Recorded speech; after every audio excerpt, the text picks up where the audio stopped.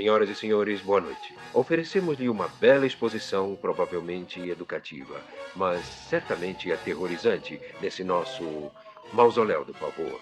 Nossa casa está cheia de duendes, demônios, gnomos, fadas más e algumas presenças demoníacas. Tudo reunido para o prazer e emoção de vocês no que chamamos a Galeria do Terror. Olá, seja bem-vindo a mais um episódio sobre a série clássica Galeria do Terror. Eu sou a Angélica Hellish. E eu sou o Marcos. Hoje vamos falar sobre o episódio que traz o ator, o grande ator, Burgess Meredith. Ele se chama Finnegan's Flight, o voo de Finnegan. É um episódio que, se não é um grande episódio, eu já entrego aqui, tem o Burgess Meredith, que é digno da gente querer, né, Marcos, assistir, né? Sim, eu acho que esse episódio tem um outro destaque que a gente pode dar, que é o fato de que ele tem roteiro do Rod Serling, né? Então é sempre importante da gente lembrar. Sim, e ao mesmo tempo preocupante, né? Já que eu acho esse episódio um pouco confuso. Então a gente volta a comentar sobre essa questão que a gente não sabe se é questão de edição, se é uma pressa, né, nessa última temporada, mas os episódios são curtos. Esse episódio é baseado, na verdade, no roteiro, como você falou, do Rod Serling, que é um grande roteirista. Então a gente fica meio, né, bolado com isso daí. Certo. A gente vai chegar lá, né? Eu concordo com você que tem algumas derrapadas aí, mas talvez por conta do direção, talvez, mas a gente vai chegar lá. Sim. E temos aqui um grande elenco, né? Dessa vez a gente tem um elenco, apesar de ter 3 atores que são sempre anunciados, né, no começo do episódio, a gente repara que tem um elenco bem interessante, né, nesse episódio aqui, no Voo de Finnegan. Como você disse, nós vamos ter o Burgess Meredith. Ele já apareceu aqui em Galeria do Terror no episódio Little Black Bag.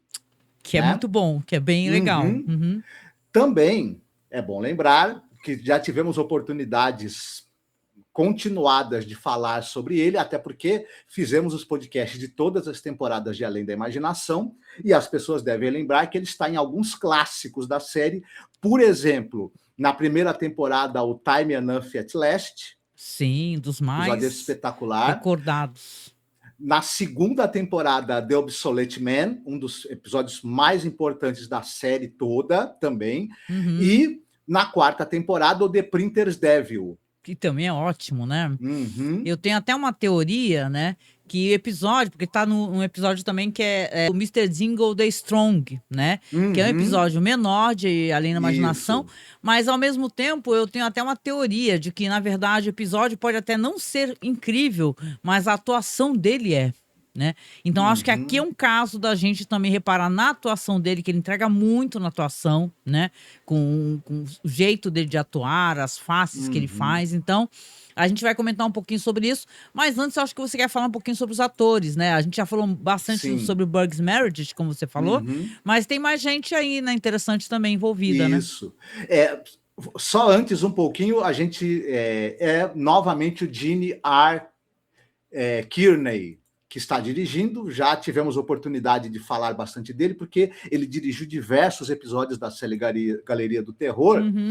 E só relembrando o pessoal, ele dirigiu Silent Snow, Secret Snow da segunda temporada, House with a Ghost, por exemplo, Painted Mirror. Sim. E nessa temporada ele dirigiu o Spectre in Tap Shoes. Falamos que é um episódio legal.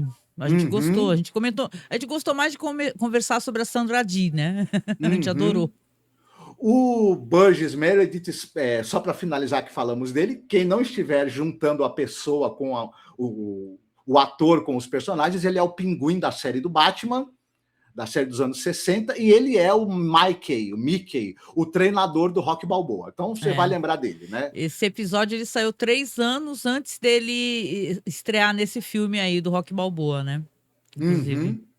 Sim, a gente vai ter também um outro personagem importante que vai ser um certo médico psiquiatra, e ele é vivido por um ator, o Barry Sullivan. O Barry Sullivan esteve no episódio piloto de Galeria do Terror, aquele The Eyes. Vocês vão lembrar que são 3 segmentos. Um dos segmentos é o The Eyes, o segmento dirigido pelo Steven Spielberg, com a Joan Crawford no papel principal. E ele fazia o médico. Né? E aqui ele faz o médico de novo. Muito bem, ele pelo jeito, mas é bom lembrar que ele não fez só médicos na vida dele. Ele é um ator que começou ali nos anos 40, um cara que tem uma longa carreira no cinema e na televisão. E ele, por exemplo, ele está em filmes como Dragões da Violência, do Samuel Fuller, um filme importante, um filme policial bastante importante, um faroeste importante, dirigido pelo Samuel Fuller, e ele tem participação em muita série de televisão ali nos anos 60, 70, uma quantidade gigantesca de participações. Inclusive, vale a pena destacar que ele foi personagem principal numa série chamada The Harbor Master. Ele era o capitão David Scott. E essa era uma série que é meio que o cara era um capitão de um barco, que também, quando estava atracado, o barco estava atracado, ele resolvia mistérios, crimes, enfim. Não passou na televisão brasileira, mas pra gente, é um destaque que a gente pode dar. Sim. Né? A gente vai ter também o cara que ele é o diretor da prisão nesse episódio. Ele é um ator vivido por um ator chamado Kenneth Tobey. Ele vai ser o Warden, né? Ele é o controlador de voo, um dos controladores de voo do filme Apertem os Cintos, o Piloto Sumiu. Que legal. Né? E também o filme A Coisa, The Thing, O Monstro do Ártico, o filme original ali dos anos final dos anos 50, ele vai fazer o papel que vai ser depois na refilmagem do Kurt Russell. Exatamente, né? Que é um clássico, assim, do terror, muito bom mesmo, que teve uma ótima refilmagem, né? Muita gente talvez não saiba, né? Que The Thing é uma refilmagem deste filme clássico e é um ótimo filme. Ele é um ótimo filme mesmo, assim, muito bom mesmo. Sim. Ele também foi conhecido ele foi co-protagonista de uma série que é o Early Birds. Essa série não passou na televisão, mas uma curiosidade. Ele fazia um piloto de helicóptero, era um helicóptero pilotado por 2 caras. Eles trabalhavam fazendo resgates, transporte, e resolviam casos, resolviam crimes, salvavam as pessoas. A série também era uma grande propaganda para o uso comercial do helicóptero. A gente não falou, mas outro ator importante que está nesse episódio e que faz um papel fundamental na trama é o Cameron Mitchell. Isso. Ele já participou do episódio Green Fingers. Aqui em Galeria do Terror já falamos da carreira dele, e ele, se você assiste televisão e se tem uma idade mais ou menos da gente, você via televisão nos anos 80, você vai lembrar que talvez você lembre que ele era o Bucky da famosa série Chaparral. Sim. Buck Cannon, da série Chaparral. Ele ficou famoso no Brasil por conta disso e por conta também dele aparecer em vários e vários filmes B, vários episódios de televisão de muitas séries. Então, é isso. Muito bom. Não, e o Green Fingers, né, é um episódio que é daqui de Night Gallery, que é com a Elsa Lancaster, né? Que era a noiva de Frankenstein, gente. Exato. Né? Maravilhosa, essa atriz idosa já, assim, mas é um episódio super legal, assim, muito bom, por sinal. Então vamos lá, então, dessa vez sou eu que faço a sinopse, né? Então vamos lá comentar um pouco sobre a história com vocês. Então o episódio se trata de uma história que se passa numa prisão, né? O Pete Tuttle, ele está no pátio quando o Finnegan, que é interpretado pelo Burgess Meredith, entra. O pátio é aquele pátio de prisão, né? Os caras estão lá, um olhando para a cara do outro, um tramando ali quem que eles vão quebrar de paulada, né? Vem por aí, né? Aí ele olha pro guarda, o personagem do Burgess Meredith, o Finnegan, e fala assim: me deixe sair. Me deixe sair. Aí o guarda fala: tá louco? Aí ele fala e começa a socar a parede, socar, mas socar até as mãos ficarem ensanguentadas, né? É uma cena assim até um pouco, não é gráfica, né? Mas aparece aquele sangue, né? Batendo na parede. E aí eles seguram ele e levam ele para a enfermaria. Quando ele acorda na enfermaria, ele tá ali com as mãos e os braços enfaixados, né? O médico pergunta para ele, o nome dele é Charlie, o primeiro nome. O médico fala: tudo bem com você, Charlie? Você sabe, você lembra o que aconteceu? O que você fez?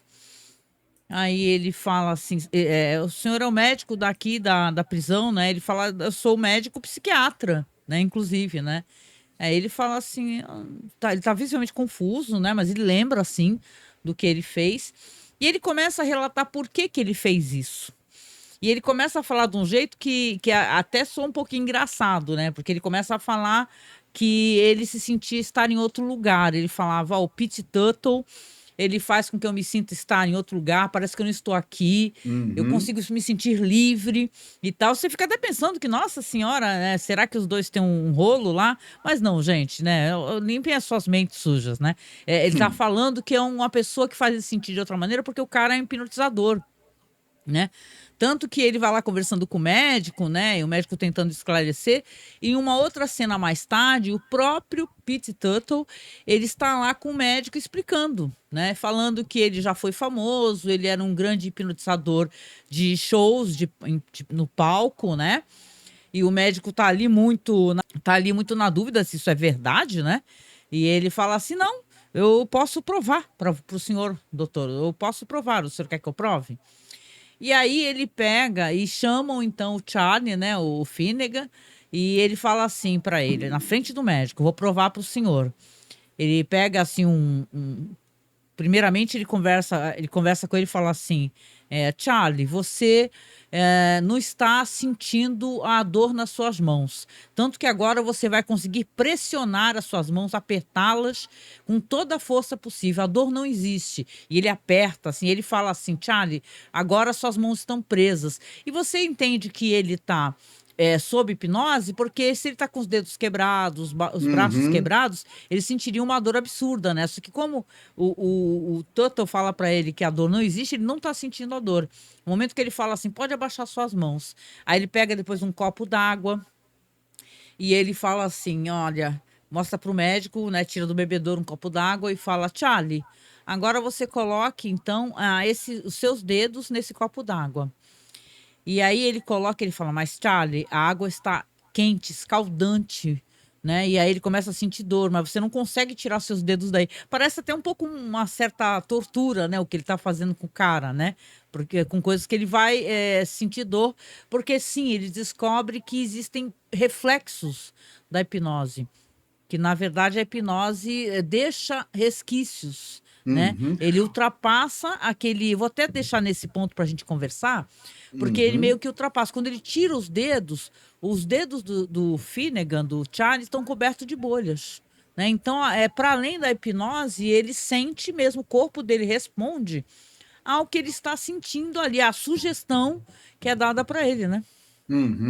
Ele consegue somatizar o que seriam os efeitos da sugestão que o Tuttle tá. Tanto é que o próprio personagem do Cameron Mitchell, Tuttle, o hipnotizador, fala pro psiquiatra: eu nunca vi uma pessoa tão suscetível à hipnose quanto ele. E ele ainda fala: eu tenho muitos e muitos anos fazendo hipnose, você mesmo falou, ele se apresentava em shows, mas ele nunca tinha visto alguém com uma capacidade de sugestão como esse cara, como o Finnegan, né? Como o Charlie. E essa pessoa que somatiza, né? Ela incorpora as sugestões que ele dá e tem efeitos físicos. Isso. E aí você citou primeira questão a respeito desse personagem do Tuttle, que ele é um cara que ele, a princípio, ele tá, como é que eu vou dizer? Ele tá angustiado com essa coisa de ver que o cara vai passar a vida inteira dele ali, que o cara sonha com a liberdade, ao mesmo tempo. Ele é um cara que ele tem uma relação dúbia com o Charlie, porque ele pensa: pô, o Charlie, por um lado eu vejo o Charlie aqui com esse sonho de liberdade que ele tem, ele não quer estar aqui, ele quer poder sair daqui de qualquer maneira. Tem uma cena muito interessante no início que o Charlie fica olhando os aviões passando. Isso, é bonita. São jatos. Quando o Charlie foi preso pela primeira vez, quando ele iniciou essa última prisão dele, porque o Charlie, o personagem lá, o Finnegan, foi preso várias vezes. Acho que a vida toda, né? O cara fala, nossa, você ficou preso desde jovem, adolescente, ficou na cadeia, depois ficou de novo, e de novo, e de novo. Passou a vida inteira entrando e saindo da prisão. Então ele tem um sonho realmente de se sentir livre, né? Mas essa última prisão dele foi por assassinato e é 30 anos, e ele já é idoso até. Então ele vai morrer na prisão, basicamente. Quando ele foi preso por essa última vez, que ele começou a cumprir essa pena por assassinato, não existiam jatos ainda. Ou jatos não eram tão comuns de serem vistos. E aí o Charlie, ele vê com muita fascinação.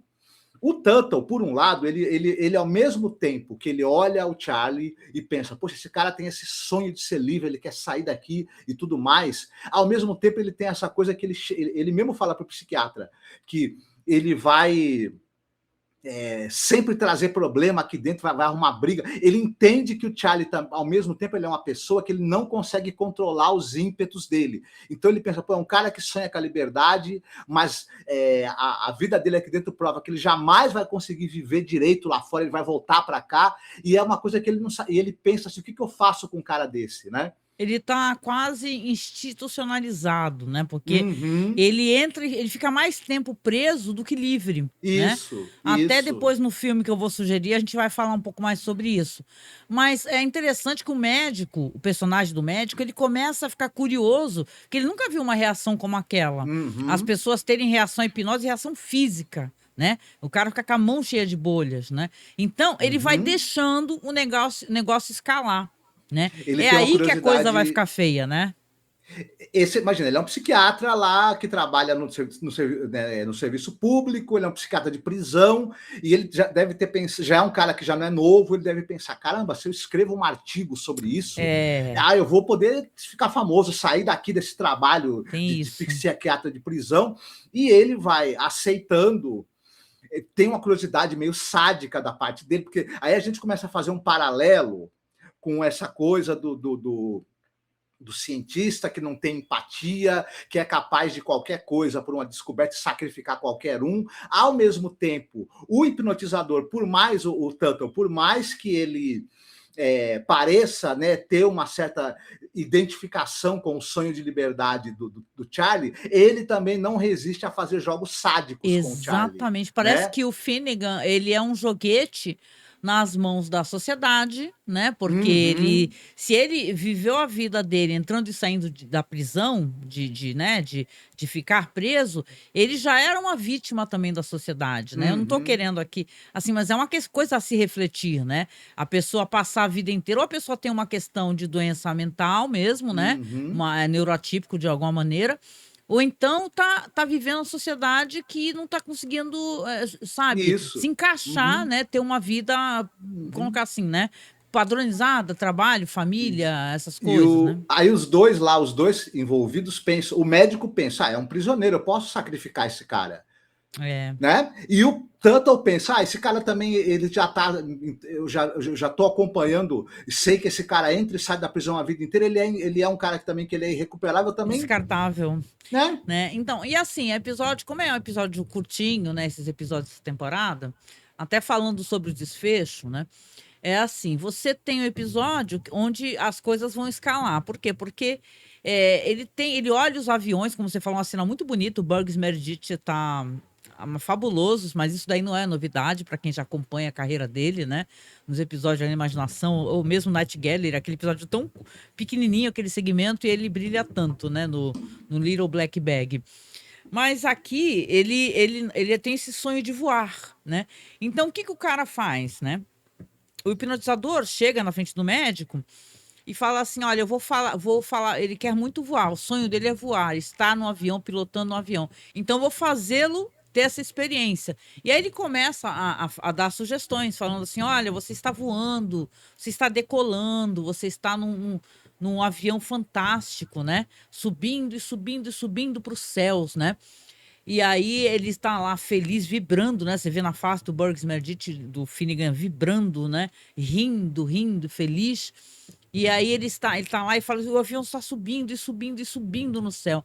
Só que tem um momento que ele começa a ficar meio vermelho, e começa a tossir, e começa a não conseguir começa a balbuciar o Finnegan. E aí eles ficam olhando para ele, assim, para a cara dele e tentando entender, né? Falando assim, o que está acontecendo com ele? Ele não estava feliz, não está voando? O que está ocorrendo? Inclusive, nesse momento que está fazendo esse teste aí, tá fazendo essa hipnose, o diretor aparece numa ponta bem pequenininha, falando assim, o que está acontecendo aqui? E o psiquiatra começa a explicar que isso é uma coisa super importante, né? É um achado científico, alguém que responde dessa maneira à hipnose, né? Que o cara realmente é um hipnotizador muito, muito importante, o cara é hipnotizador muito, muito bom, e ali está acontecendo um evento importante. E aí, quando eles começam a perceber que na face do Finnegan, que ele não tá conseguindo respirar, tá balbuciando, o médico repara e fala assim, ó, eu acho que ele subiu demais, ele tá numa altitude muito grande e ele não tá conseguindo respirar. E é verdade, né? Só que olha só que situação interessante que é colocada aqui, só que eu acho que é subaproveitada. Porque ele tá lá no alto do céu nesse avião, sem ar, né? Porque não é um jato, ele tá no avião, né? Então, ele não vai conseguir, se ele está ali sob hipnose, acreditando realmente, todo o corpo dele responde realmente que esteja acontecendo isso, ele está vivendo essa situação, ele não vai ser uma coisa resolvida facilmente, que ele vai falar, pronto, ô Finnegan, você agora está na Terra, você acordou, era só um sonho. Não, ele chega, até que ele poderia falar isso, até eu pensei, né? Ele poderia, né? Mas a sugestão está tão forte que eles têm que reverter a sugestão. O hipnotizador tem que reverter a sugestão para que ele, na verdade, consiga descer com o avião e pousar. Só que ele não consegue, ou na hora eles não raciocinam, ou é uma falha talvez de roteiro, né? Porque eu pensei que poderia, né? O médico, o hipnotizador ter falado para ele assim, não, na verdade, você abriu os olhos, estava sonhando. Pode acordar do seu sonho, o avião não tá, você não tá no alto do céu sem oxigênio, né? Mas aí o que acontece? A coisa mais absurda e estapafúrdia possível acontece, né? Porque envolve outras coisas sobrenaturais, né? Porque enquanto o médico, inclusive, está conversando ali com o diretor, tentando convencer o diretor que quer parar de qualquer maneira aquela sugestão, há uma grande explosão. Por quê? Porque o avião do Finnegan caiu e bateu no chão. Na verdade, ele morreu imediatamente. Houve uma explosão com fogo. Então, assim, é um episódio interessante, mas ele também é um tanto quanto, sabe? Então, é uma coisa sobrenatural, né, que acontece. De ter fogo, de ter chamas. Como assim? O cara tá numa cama. Uma coisa é ter a sugestão e aparecer no corpo dele. Outra coisa é envolver fogo, oxigênio, né? Impacto, porque explode tudo. Tem umas inconsistências aí.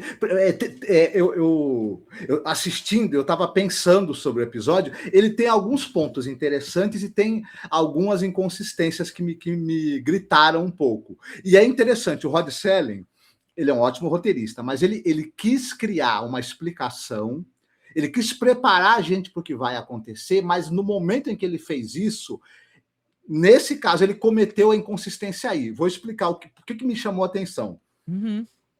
Ele, primeiro, por que o Tuttle iria simplesmente usar, ele tem tanto poder de sugestão, tudo bem que não, o poder de sugestão dele não funciona com todo mundo igual, mas pelo jeito como ele se apresentava, ele consegue fazer sugestão com outras pessoas. Por que ele resolveu fazer justo com esse cara? Por que ele cismou de fazer isso com esse cara?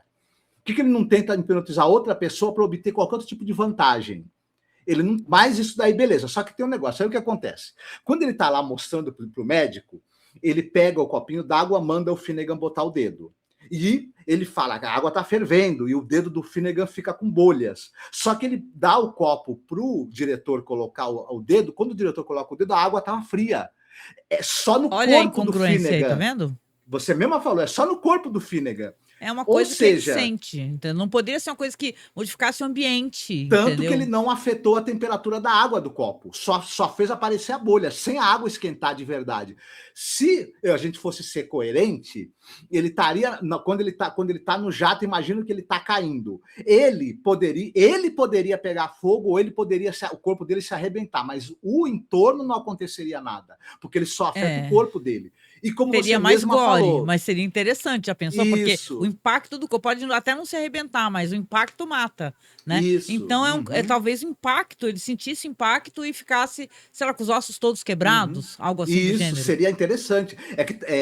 E não teria muito mais dificuldade de fazer isso, talvez um pouco mais, né? Do que já foi fazer a explosão ali, simular a explosão no quarto, enfim. Outra coisa, durante todo o episódio, toda vez que o Tuttle dá uma ordem para o cara, acorde, pense isso, sinta aquilo, o cara obedece imediatamente, seja o que for. Só porque o roteiro quer ter esse desfecho trágico, o cara não obedece mais. Não dá mais para reverter a situação, ele não acorda, ele não acorda. Ele não podia falar, desça devagar. Ele podia dar outro tipo de sugestão, como eu falei, porque eu acho que se ele tem um poder tão grande assim sobre Finnegan, o hipnotizador, o Tuttle, ele falaria assim, na verdade era um sonho, Tuttle, você estava só dormindo, você acordou, você está tranquilo, o avião não está caindo, sua respiração está normal, entendeu? Não havia necessidade disso. Ele até fala pro Rod Serling, o Rod Serling tenta dar explicações. Ele fala lá pro médico, o Tuttle, é porque ele não sabe pilotar um avião, na verdade. Então, por isso que ele tá acabando fazendo essas coisas desse jeito, seguindo as minhas sugestões, mas está dando errado porque ele não sabe pilotar um avião. Mas calma aí, né? Se o cara falar, cai devagar ou sobe devagar, enfim, precisaria ele saber pilotar um avião, senão ele não teria conseguido nem decolar. Não tem nem como decolar, né? Então, é um roteiro apressado, que eu prefiro pensar pela qualidade do roteirista, que na verdade a série estava sofrendo com uma série de cortes, né? Onde, na verdade, os caras aproveitavam o que queriam ou não, né? Então, termina ali com uma conversa, ali o Tuttle vendo o corpo do Finnegan sendo retirado, né? E ele desejando que ele estivesse em paz, né? Que estivesse finalmente em liberdade. Termina com um tom de tristeza. Mas, ao mesmo tempo, você não entende a sordidez, né? Da relação que ele tinha com esse cara, assim, que não sei se foi pro final para poder mostrar pro médico, que ele mostrou, assim, um certo sadismo, sabe? Aperte seus dedos que estão quebrados. Coloque seu dedo nessa água que está escaldante, né? Então parece só coisas muito ruins, né? Muito negativas, né? E depois ele lamente, talvez ele se arrependa, né? Penso. O que sobra de bom nesse episódio é esse comentário sobre o sadismo, sobre a maldade humana, de certa maneira, sobre como as pessoas tratam o desajustado, né? E sobre essa questão também de como o poder corrompe. O Tuttle não é um cara fundamentalmente mau, mas o poder que ele teve a chance de fazer algo extraordinário, ter um poder sobre alguém, e aquilo fez ele passar por todos os limites éticos e de empatia. Não que ele seja mau, ele é uma pessoa que também não é bom, mas não é a pessoa certa para ter poder. E o médico do presídio provou também que não é a pessoa certa para ter poder sobre alguém, porque quando teve também passou por cima de todos os limites éticos. Não, e então, até aquela cena inicial onde ele começa a socar a parede, é porque o Tuttle já tinha falado para ele que as mãos dele, os punhos dele eram de aço e quebravam tudo. Então, quando ele chegou pro guarda e falou assim, me deixe sair, e o guarda falou, não. Ele começa a socar porque ele achou que podia destruir, ele ia bater na parede até não ter braço nenhum, você entendeu? Então, é de uma crueldade isso daí, né? Então, é um episódio que ele vale muito, de verdade, por ter o Burgess Meredith, que eu... Assim, gente, pode ter roteiros que não sejam a altura dele, mas ele é a altura de todos, né? A gente brincava até, o Peter Cushing era assim, né? A gente falava que ele pode estar no filme mais ridículo possível, mas ele ainda era o Peter Cushing. Então ele ia entregar a melhor atuação A entrega do Burgess Meredith nesse episódio, ela é total. Ele é um sonhador, ele faz você acreditar. Esse episódio, ele tem inconsistências, a direção, nesse caso aqui, ela está longe de ser algo genial, e os recursos não são dos melhores também, em termos, mas ele faz você acreditar.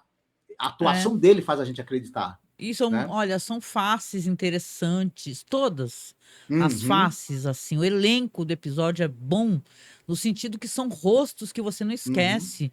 Desde o preso, que às vezes nem tem nome, né? É preso número 1, entendeu? Eles são rostos interessantes, Isso. assim, para além dos atores, sabe? Ainda aparece o ator do The Thing. Então, é um episódio que tinha tudo para ser um grande episódio. Sim. O Cameron Mitchell, no episódio Green Fingers, ele tá numa atuação, no overacting, ele tá exagerado. Tá. Mas aqui eu acho que ele encontrou o tom muito certo para esse personagem, um tom meio dúbio.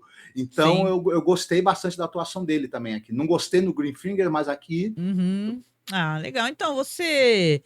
E aí, o que você achou? Foi um episódio aceitável, assim? A gente vem reclamando, né, dos episódios, o que é uma coisa que a gente nem gosta de fazer, né? Quando o roteiro é do Rod Serling, de alguma forma, mesmo com alguns tropeços, a barra da qualidade sobe. Sobe. A régua da qualidade sobe bastante.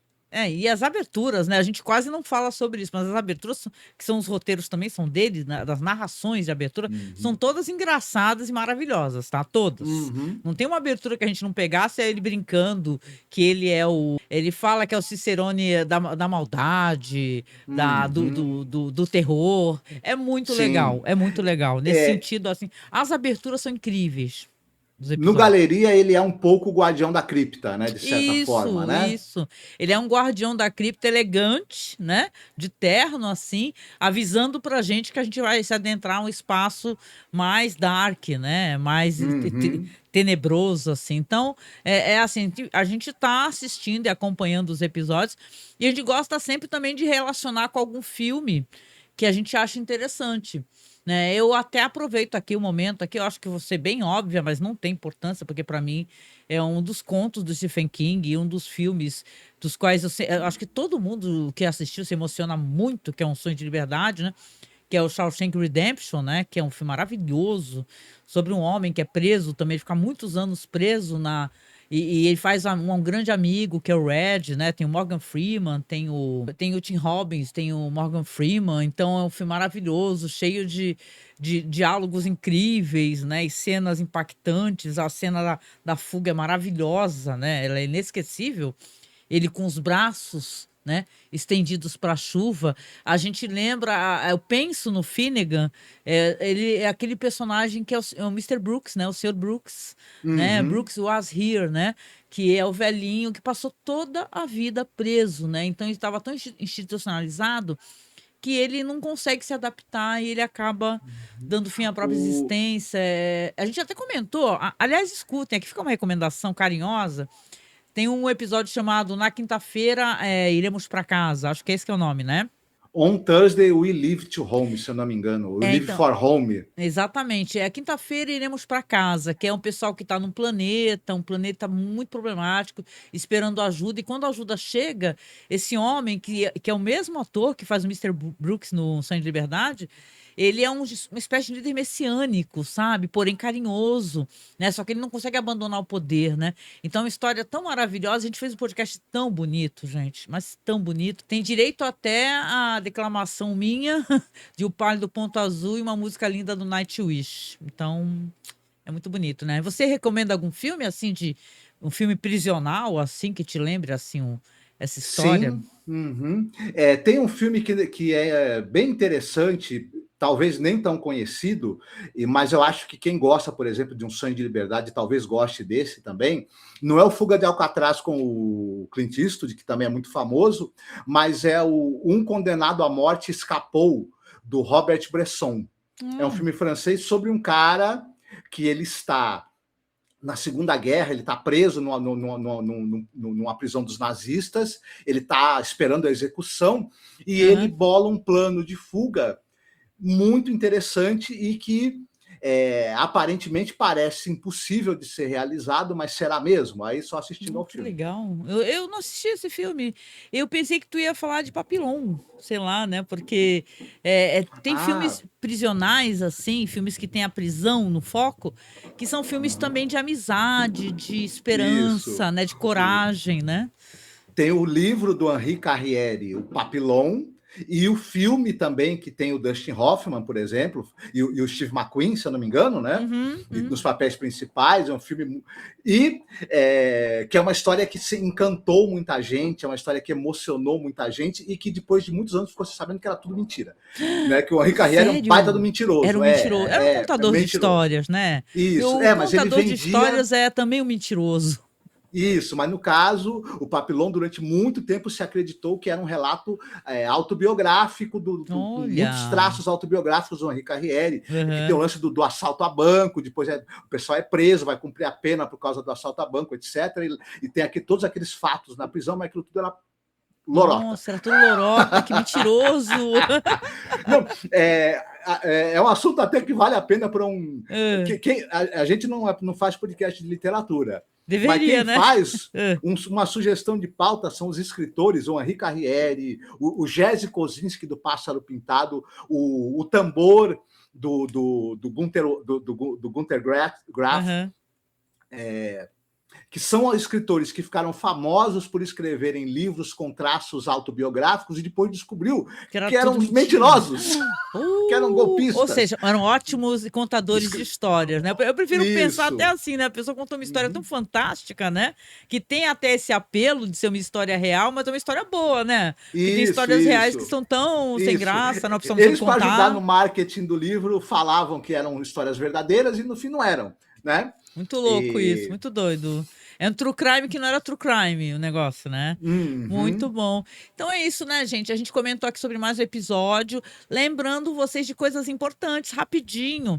Nossos podcasts estão em todas as plataformas, tanto no Amazon Music como no Spotify. Eu também tenho... A gente tem uma pasta também, porque o Spotify ele tem uma mania de ficar deletando nossos podcasts. Porque ainda mais esses daí de Além da Imaginação, são podcasts que a gente toca música no final, a gente escolhe uma música, tem todo um clima, né? Que a gente não dispensou escolher uma música e tocá-la no final, às vezes. Então, o Spotify adora pegar e deletar nossos podcasts. A gente tem uma pasta onde estão todos, tá? No archive, assim, costuma ficar lá no nosso site, você acessa lá, masmorracine.wordpress.com. E caso você não encontre algum podcast, você queira escutá-lo, também pode nos chamar nas redes sociais, pode ser lá no nosso grupo, lá no Facebook, que é o Fãs de Além da Imaginação, ou no meu perfil pessoal, ou no perfil do Marcos também, tá? Porque às vezes as pessoas estão procurando os podcasts e não encontram. E a gente reupa os podcasts, não tem essa, no Spotify pode deletar, a gente vai lá e coloca de novo, se não no Spotify, em outro lugar. Né? Então é questão de tempo para a gente, inclusive, atualizar todos os podcasts. Tá em um feed novo de Além da Imaginação. Você vai poder escutar todos os podcasts sobre Além da Imaginação, como Galeria do Terror. No mais, pode procurar Cine Clube da Masmorra em qualquer plataforma, tá? Se você escuta podcast, seja na Amazon Music, Spotify, sei lá, o seu aplicativo favorito, Podcast Addict, não importa. Procure lá, tá? Cine Clube da Masmorra ou Além da Imaginação Podcast. E, Marcos, lembrar também que a gente também tem apoio, né? A gente precisa do apoio das pessoas para poder continuar, né? Como é que as pessoas podem nos ajudar, nos apoiar?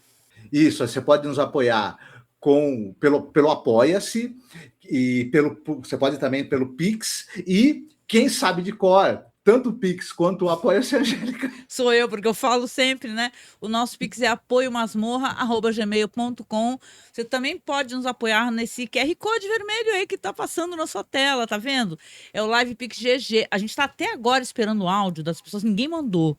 A gente tá muito decepcionado, hein? Então você mande áudio pra gente. Não é difícil, gente, você aponta a câmera do seu celular para o QR Code, vai abrir assim uma janelinha, não é vírus, não é nada, é uma plataforma muito confiável que quem faz streaming usa, e nós também fazemos, né?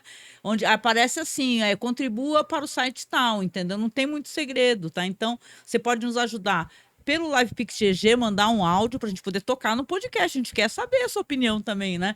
E também tem a Amazon do outro lado, você tá vendo que você comprando qualquer coisa, a gente pela Amazon, não importa, de uma caneta a uma geladeira, né? A gente recebe pela indicação, a Amazon dá uma michanga pra gente, uma micharia, né? Isso já ajuda a gente a conseguir comprar microfone, pagar conta. Então, cara, é muito difícil fazer podcast no Brasil quando você é um podcast pequeno, que não é patrocinado. Então a gente faz tudo pela raça, assim, na raça mesmo, com amor, com carinho. Então a gente precisa do seu apoio. Se você gosta de verdade, apoia a gente, tá? Você que vai lá comprar o seu livro do Brandon Sanderson, da Colin Hoover, por exemplo, na Amazon, se for pelo nosso link, você paga um café pra gente. Paga um cafezinho, já ajuda, gente. A gente compra o nosso café, de repente, porque a gente também precisa de um cafezinho. E tá caro. Isso, não vai acrescentar em nada do valor que você vai pagar. Apenas uma pequena porcentagem vem para nós. Indicação. Pela indicação, a gente recebe a mixaria, não afeta o valor de nada, você não paga mais, você não... Qualquer promoção você acessa na Amazon, não tem nada, pode comprar tranquilamente. No mais, muito obrigada. A gente volta logo aqui com mais um podcast. Lembrando que o Marcos também tem as redes sociais. O Marcos é livreiro, então ele tem o sebo dele físico, mas também tem o sebo virtual lá na estante virtual, né, Marcos? Marcos Pereira 19. Isso, também tá aqui linkado nos links do Marcos, tá? Muito obrigada e logo mais estamos de volta com mais um podcast. Beijão, tchau, tchau. Tchau, fiquem bem e curtam o carnaval. Curtam, a gente tá gravando no carnaval, é isso. Beijo. Tchau, tchau.